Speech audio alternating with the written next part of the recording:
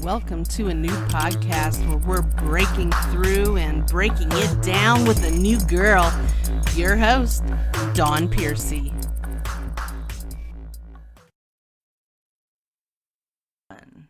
Welcome to a new podcast. My name is Dawn Piercy and I am your host. And if you love Westerns, then you are tuning in to the right place. I'm bringing you Bill Foster. He is a writer and an actor known for Showdown on the Brazos. He's also known for Showdown on the Guadalupe and I Heard the Quail Whistle. Bill, how are you doing tonight? And welcome to a new podcast. Well, thanks for having me. I'm doing really well. Good. Well, I know we have a mutual friend. Shout out to Steve. Hi, Steve. Hi, Steve. Yeah.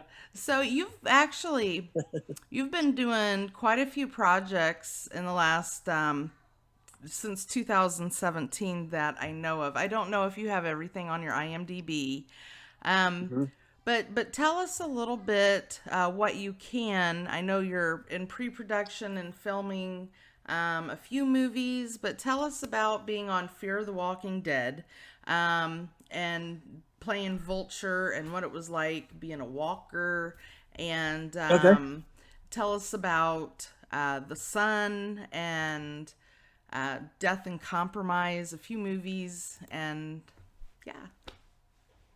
Okay, yeah, well, Death and Compromise was my very first actual movie. I had been cast for The Son, but it was delayed, and so I actually got to do some Death and Compromise. That's my first introduction. Really had a fun time with John and Brian. And then The Son started, and I was actually on, I believe, 5 episodes of that. When I went and auditioned, it was just a walk-up audition. And I, excuse me, I thought, if I'm real lucky, I might get to be a background where I can walk up down the street or something. Little I know I was going to be cast as a featured recurring extra and get to be right there beside Pierce Brosnan and James Parks and all of them, right in the mix of them. And that was a blast. Some of my favorite scenes is when we had the fight in the house. I got to be a part of that fight. Okay. And then when we intimidated Maria when she was walking down the street, they played creepy music just for me. So, because James Parks said, "You stand here in front of me and run me down in front of my friends." And she turns over to her left and they start playing this eerie music and I walk up behind her. So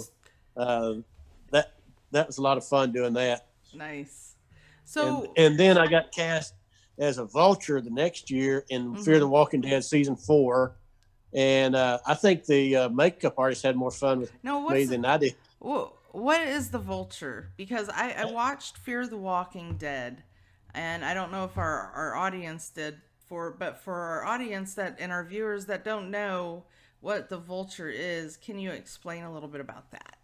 Yeah, the Vultures was a group that just kind of appeared out of nowhere. They were kind of like a homeless gypsy bunch, and they were going to try to overthrow the main characters of Fear the Walking Dead. And so when they were holed up in that baseball stadium, which was actually filmed in Austin at a baseball stadium, we would circle the parking lot and try to intimidate them, and finally ended up having a big showdown with them. And you know how that goes. If you're trying to overthrow the main stars, you know he's going to win that one.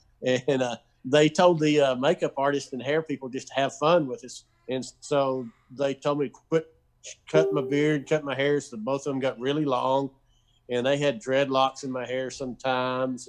And they just had a lot of fun, and I just had fun back with them, and actually got some close-ups and things of that nature. And then after they killed me as a vulture, they brought me back as a walker. And so that was an experience all of its own. You go to walker school and learn how to walk, like a zombie, and you'll be amazed how many people cannot walk like a zombie and how many are really good at walking like a zombie. So, got to do that. In season 5, they brought me back as just a straight walker. And, of course, no phones, no cameras or anything allowed on set. So you really don't know what you look like. And so when they're showing on TV, you think, well, I'm the tallest one out there because I'm 6'4". That's the only way I can pick myself out of that group of zombies, And I got to be on the front line. Before 2017, what were you doing? Were you acting? Were you writing then? Or is this something that's a new chapter in your life, or? It's a new chapter in January 2016. I retired as school superintendent. I spent 33 years in school education, and so I'd started writing over the last 10 years before I retired.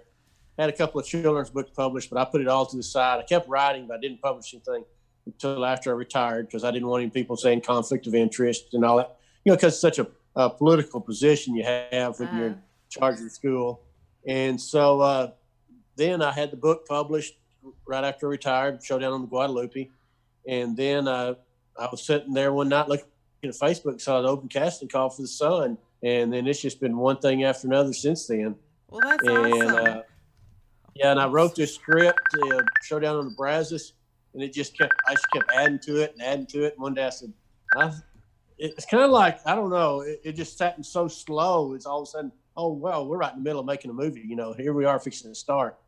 And it's 120 pages now, started out 30 pages. So started out 3 or 4 actors. Now we Mm-hmm. have over 200 by the time it's all said and done. Okay, so wow, so you went from being a superintendent at school. How long did you do that? I was a superintendent for 11 years, school principal for 15 years, and a teacher for 6 or 7 years, 33 total. That is awesome. Well, That thank is you. awesome. I figured I tortured everybody long enough, so I got out of it. Yeah, So and what I did was clean shaven what? then. Okay, so what did you teach while you were when you were a teacher before being I was a principal vocational and? agriculture teacher. I taught kids how to weld, animal science, horticulture, carpentry, things like that. And then I moved into the principal side of it and was a kindergarten through 12th grade principal for 2 years, and then a elementary principal for 13 years. And then I Wow, moved into superintendent, and I was superintendent for 11 years. that is really cool. And then all of a sudden, bam! I'm an actor and a Yeah, writer. That's really yeah, and inspirational. we worked with the high school theater a lot and junior high theater a lot. Okay, And so, I did write a play also that was just produced in Brownwood, and they did 9 performances with 9 standing ovations. So hopefully that's going to go on to bigger and better things. But too cool. uh, just keep our fingers crossed. Heck yeah. Heck yeah. So, what has been your biggest inspiration, and who has been your biggest inspiration through all of this transition for you? And because it seems like you're getting roll after roll after roll after roll, and which is really good. And do you enjoy the westerns that you're in? I like westerns best. I grew up watching westerns all my life. That's Okay, always my favorite genre. I like doing Fear the Walking Dead because it's something different, right. and so I like doing it all. When I went to Ballad of Buster Scruggs out in Santa Fe and did that with Coen Brothers, I had no idea it was a Coen Brothers production until we finally got cast. When I applied, it was just an application. But I told them, I said, I love all this. I love getting costumed. I love the makeup. All of it to get, I just love every step of it. And, some of the younger people are kind of griping because they're having to wait in line, to get makeup. It's Right, just what you right. make it. And I just tell them, I just have a blast doing it all, just every step of the way. And little I know that Buster Scruggs, and she was up for an Emmy Award. And so she wanted my costume to be in front of everybody. So one day they kind of had me way back up on a balcony, couldn't hardly see me. And she walks in, she's looking around. All of a sudden she sees me, she points up there and waves at me, come on back down here. We're putting you down here in front of the camera. And so I was kind of lucky there. But like I said, I was clean shaven when I was superintendent. Mm-hmm. I grew this beard for a little movie I thought was going to happen, and it didn't happen. I told my wife, I said, I won't have it about a month, and I'll shave it off because she really doesn't like it, and I don't blame her. But that's been 3 years ago, so and I hadn't shaved since. So, and last year in Fear the Walking Dead, it got down to like this long. It was like ZZ 6 or 8 inches long, and I really looked homeless like they wanted me to. That's funny. That's funny. So, when you started writing your books, and when you started writing the plays, and when you started writing scripts, was was it a smooth transition for you between doing all of these things? Because I know there's a difference between theater, and I know there's a difference between film, and I know there's a difference between playwrights, and there's a Mm-hmm. difference between scripts. So, and it's kind of like a fine line. And then of course you've got your novels where you've got your plot, your peak, you've got all these Yeah. different things. So it's kind of like an art form if you think about it. But Mm-hmm. was it like an easy transition for you going from working in the school system for so many years and then doing what you're doing now? The writing part, the differences of them, you pretty much use the same outline, your same straight line of your story and from start to finish. Right. But the hard part for me, transitioning from novels to screenplay to theater, was describing what was happening. Because in a novel, you can go into whole pages of describing, making the Details. setting, Right. the climate, and everything like that. And then when you go to screenplay and theater play, it has to nearly all be through a dialogue, and so you had to change it up there. And so I had a hard time, as far as hard time, when I write my novels, trying to make sure it's not too much dialogue. Right. But then when I transfer over to the other, making sure it is enough dialogue and descriptive. My wife's a retired English teacher, so she edits most of my stuff, reads through there. My son is a theater major, so he helped me on my script. Nice. And he and I like, totally 180 degree difference in scripts. He likes the whole very, very theatrical, Shakespeare type plays. I'm more the new modern, but I mean, I like them all. But yeah, there is that difference in that. Now, changing over, there wasn't a whole lot of changeover as far as superintendent to director. You still had to have the organization. I worked on some movies, a lot of independents. Mm-hmm. Read an article that said if you take everything you can, then you start after you get kind of in demand, and then you can kind of start getting picky.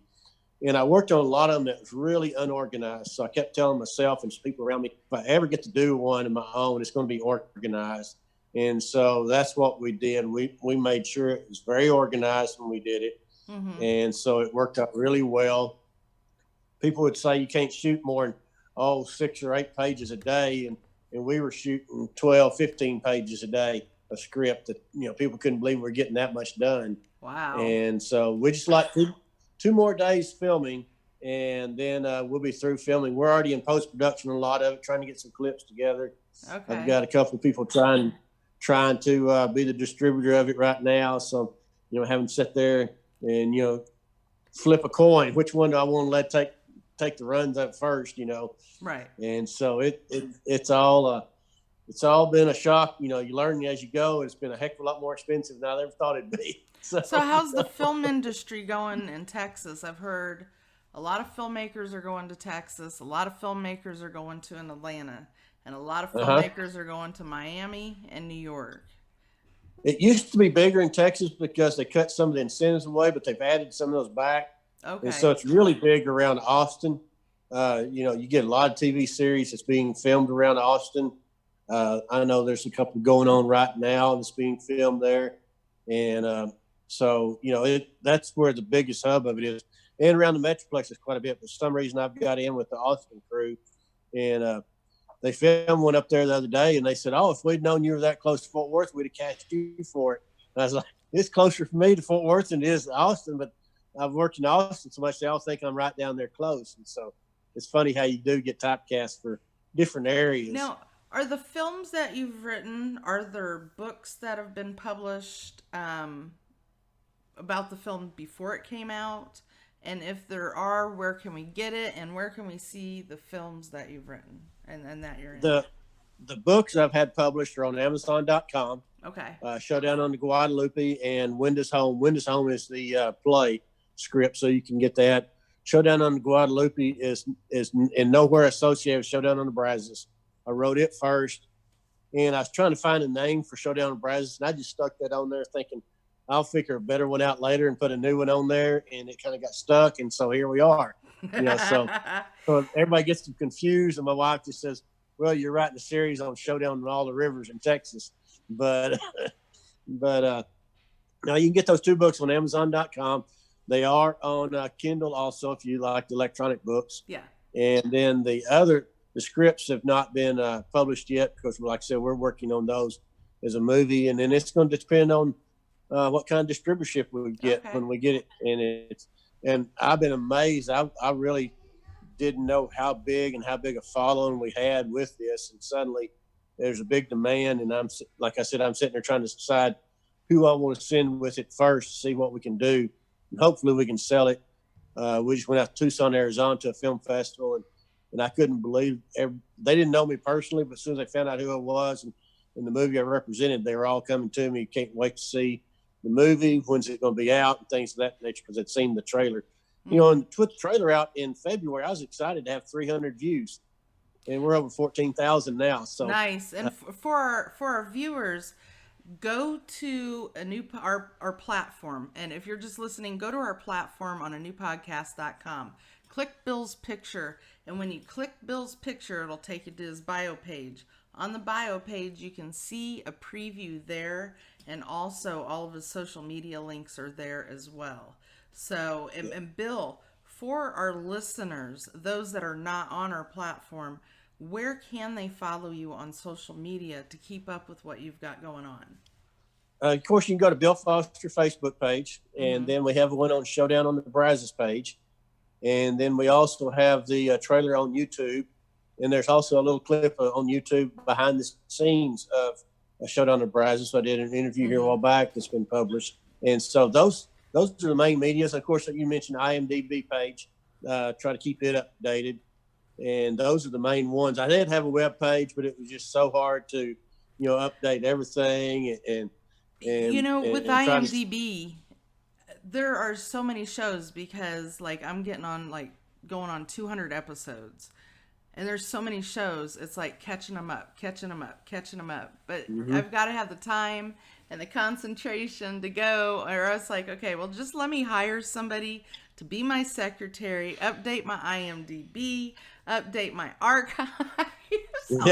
I'm too busy to do this stuff, but I got to do it. But, it keeps getting put on the back burner. So I'll let the cat out of the bag. CJ Morrison is a star in my movie, and she does my IMDb page for me.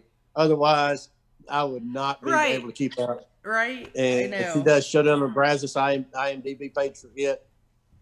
So you can follow it on either one. And then also either one on the Facebook. We post a lot of pictures from behind the scenes. And, a lot of people, a lot of big productions don't. And we've had to really watch and make sure nobody spoils the scene or sends pictures of the scene.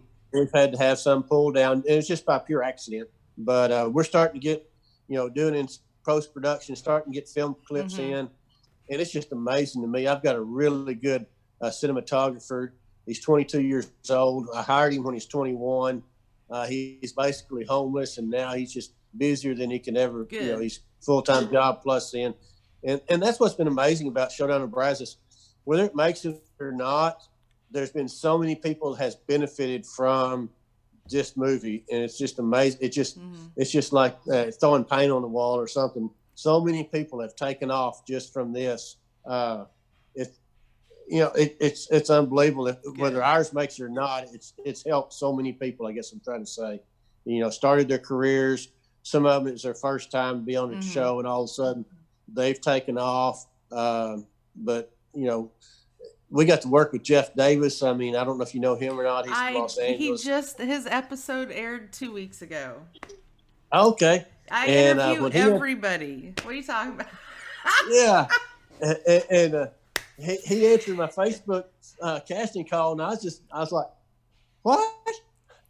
You want to be in my movie?" Nice. He's like, "The script beautiful. I want to be in it." And I was like, "Okay." And he did a super job. Everybody elevated their A game. I mean, when he got on set, we talked about. I didn't know that you were the one that wrote that movie because we talked about your movie in his episode. Yep, I'm the writer and director. Yeah. Okay, for our viewers, if you haven't seen my interview with Jeff Davis, go look at it and go watch it and find more out about Bill's movie. Okay, I'm gonna have to go watch and see what he said. Yeah. Oh, we had a great. really good time. Bill, if you had anything you wanted to say to the world, what would it be? One thing. Wow, that's a biggie. Yes. Let's just all love each other. You know, Amen.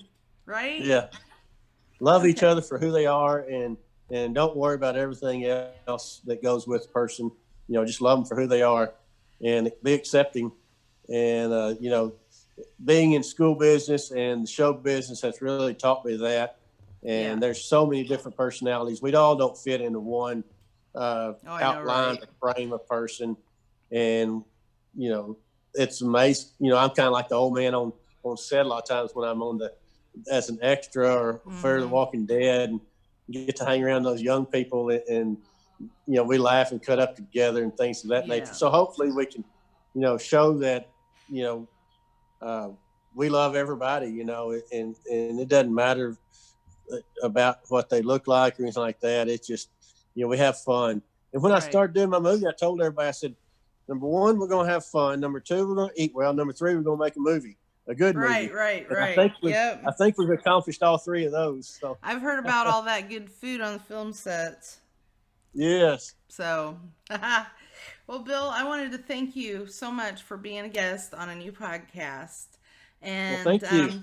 for our audience, be sure to follow Bill. Go to his bio page, check it out. Check out the trailer for his upcoming film. And yeah, if you like this episode, be sure to click, You bet. share so other people can enjoy it, and subscribe to keep up with all a new guest. And this podcast is available on all of your favorite streaming networks, including iHeartRadio, Apple Podcasts, Google Podcasts, Spotify, and more. Check us out at celebre.media, the TV guide for showtimes.